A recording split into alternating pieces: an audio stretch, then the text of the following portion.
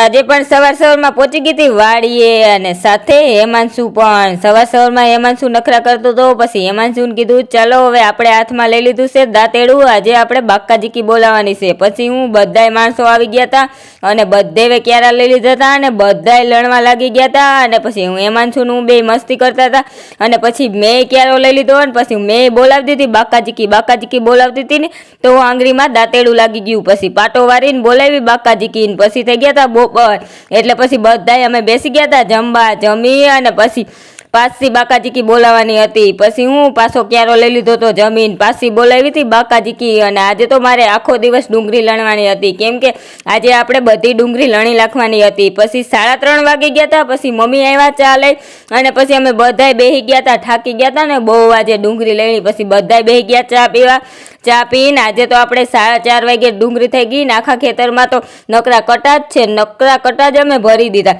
અને ડુંગળીનો આમે કાંઈ ભાવ તો સીએ નહીં, પણ આમ જો અમારી ડુંગળી કેટલી બગડી ગઈ અને કેટલી તો અમે કાઢી નાખી। અને પછી આજે તો 4:30 વાગે જ બધી ડુંગળીનું કામ બધું પૂરું થઈ ગયું હતું ને કેટલી તો ડુંગળી અમે કાઢી નાખી હતી। અને પછી બધોય સામાન હું મેળવા જતી હતી વાડીએ। અને આજનો વિડીયો સારો લાગ્યો હોય તો લાઈક, શેર